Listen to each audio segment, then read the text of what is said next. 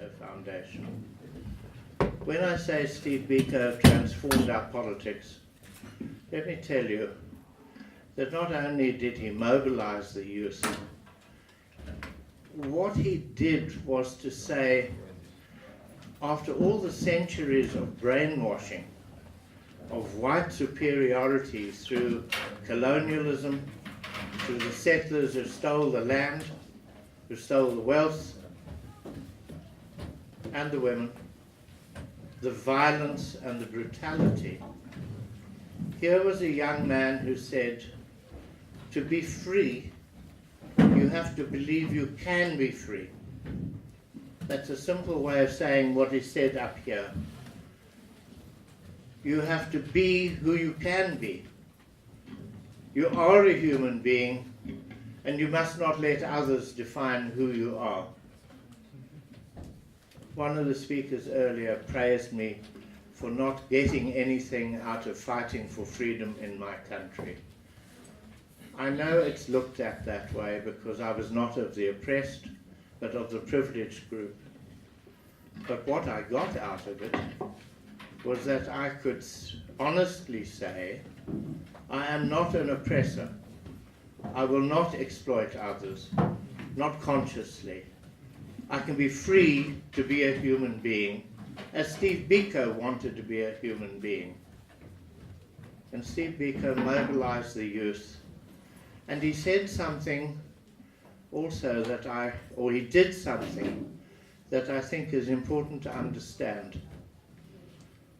He was going to leave the country to go and meet the leader of the African National Congress in exile, Oliver Tambo, O.R. Tambo as we called him.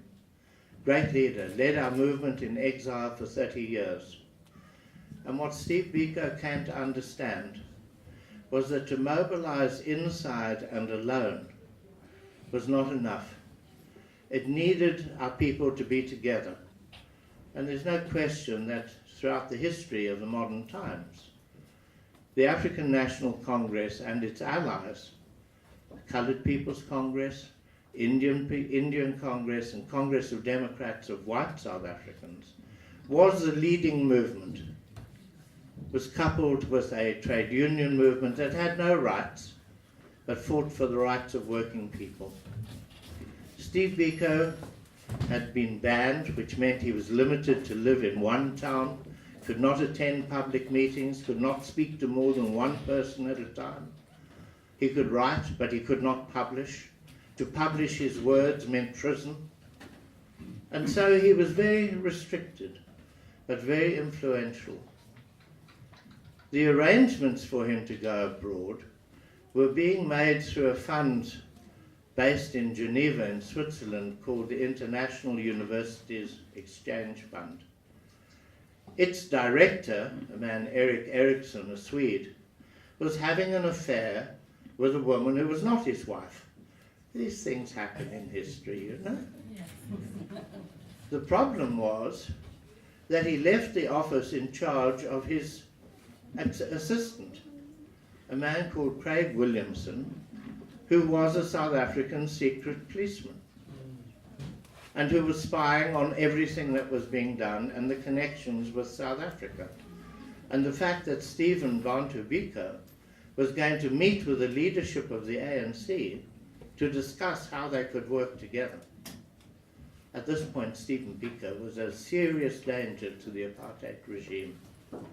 They arrested him, they interrogated him, and they beat his head in and he died of a bleeding in the brain. They were so brutal, they took him some 600 kilometers from Port Elizabeth, where he was in a police station, to Pretoria, in the back of an open Land Rover in middle winter, naked, to take him to hospital. He died shortly after he got there.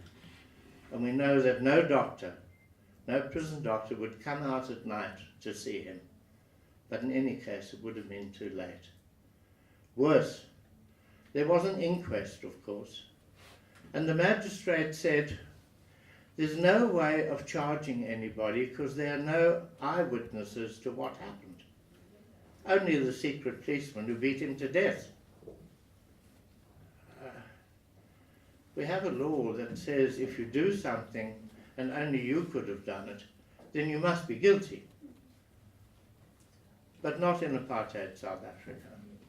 And in the inquest they said his death could not be attributed to any individuals. I want to read you a list of names. No. Yeah. I'll find the rubbish piece of paper in a moment. That was important stuff on it. Here it is. You all know African history and the history of Pan-Africanism. Think of these names: Amilcar Cabral, Thomas Sankara, Samora Machel, Patrice Lumumba, Stephen Bantu Biko, Malcolm X, Martin Luther King Jr., Neil Agate, you might not know him. He was a white doctor in South Africa, a trade union activist who was murdered by his interrogators in prison, and 10,000 people turned out for his funeral in the heart of Johannesburg. And then Luxmart, Silwandle and Goodle. He was my comrade from Cape Town. It just happens I commanded the first underground army training camp inside South Africa. And Luxmart and Goodle was my co-commander. He was arrested. He was tortured to death in the 1960s. He was the first to die in that phase of our struggle. What have these people got in common? They wanted freedom. They wanted freedom for their people. Freedom from colonization. Freedom from racial discrimination. Freedom from exploitation. The right to be. The right to be human. The right to live without having to refer to skin color. Freedom for all people. And the lesson I draw from this is freedom doesn't come easy. Freedom costs lives.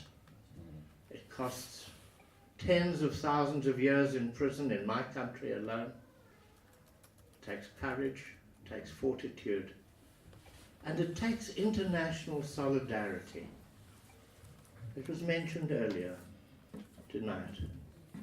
The anti-apartheid movements around the world, in Britain, in Germany, France, Eastern Bloc, America, all played their role in isolating apartheid South Africa. We all had this belief that everybody's freedom is everybody's business, and we have to act. And so we said there were four legs to our struggle. There was the internal legal political movement, helped by underground political activists who risked their lives in imprisonment. We also had an armed struggle, as you know, led by Nelson Mandela. He spent 27 years in prison. I was lucky. We both got life sentences in the same trial. But I had only 22 years in the end. Only 22 years. And then we had this international solidarity. It's tremendously important. It gave us courage. We had an international secretary in the African National Congress, and he said, what's important about Europeans, and in South Africa that means whites. The importance was that white people were the problem of oppression in South Africa. And what the people of Europe and the world were saying was white people can be the solution to the problem of racism. That was very important to us.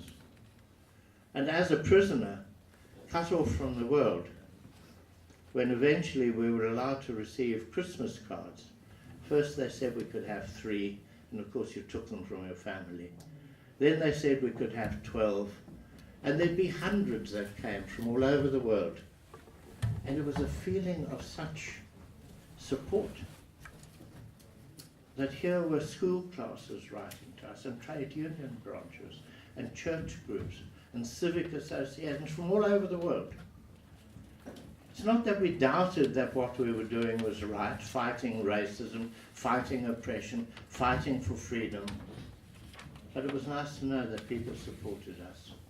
So in praising Stephen Biko and upholding the idea that people can only be free if they believe they can be free, we now have a constitution in South Africa that goes back in the history of the African National Congress, at least to the 1940s, when people were beginning to say, when Prime Minister Churchill of England met President Roosevelt of the United States, and they declared that their war aim was equal rights for all people. I don't think they meant it, the Americans took over the British colonies afterwards. But that's what they said. Our young intellectuals in the African National Congress said that's got to be for people of Africa as well, and put forward their demand, which was called African Claims, to equal rights for all. 5 years before the United Nations Declaration of Human Rights, our people have played leading roles, really and truly. And we've also understood that racism is not something you're born with, it's something you're taught. And you have to ask why this intense form of racism in apartheid South Africa. I'm going to hand over to the real speaker in a moment. Why this intensifying form of racial oppression in South Africa? And I have to say, we Marxists, I believe, have the clear understanding. If people don't have political rights, and they don't have trade union rights, they have to work for whatever wages they can get. And I can trace this for you in the laws, in the discussions, and the way in which African people were forced off the land into reserves, and then made to pay taxes in cash. If you've got to pay in cash, you've got to go to work. You've got to go to work for whatever you can get. And what were these taxes? A hut tax, a dog tax, a wife tax, and a cow tax. The way I'm putting it together is not an accident, because that's how people were looked at by the white colonists and settlers. And so, if I'm to sum it up, and I've never been to business school, but I know that every businessman knows cheap labor makes fat profits. Billige Arbeitskräfte macht große Gewinne. I'm sorry I cannot say it in French. And that's what it was about. And then the racism becomes a form of identification of groups. And human beings have this amazing ability to form groups that include some and exclude others. They use religion. Think of Catholics and Protestants in Northern Ireland. Think of the clash between Christianity and Islam. Think of the fights within Islam between Sunni and Shia. A fight started 700 years ago over who should succeed the Prophet Muhammad, one of his family or somebody elected by consensus, still killing each other. The enemy is not other people of Islam, it's the exploiters. And Islam in its various forms, for me, is used as a means of oppressing people and exploiting them. And so the struggle we had in South Africa is just one example of a struggle that needs our support now, and our ability to resist and resist and resist calling people by names and excluding them from being human beings and enjoying the knowledge and wealth that our planet can give us all.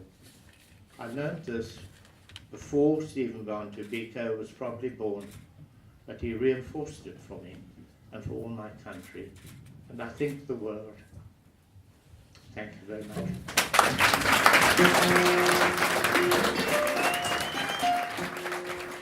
Vielen Dank, Professor Dr. Goldberg.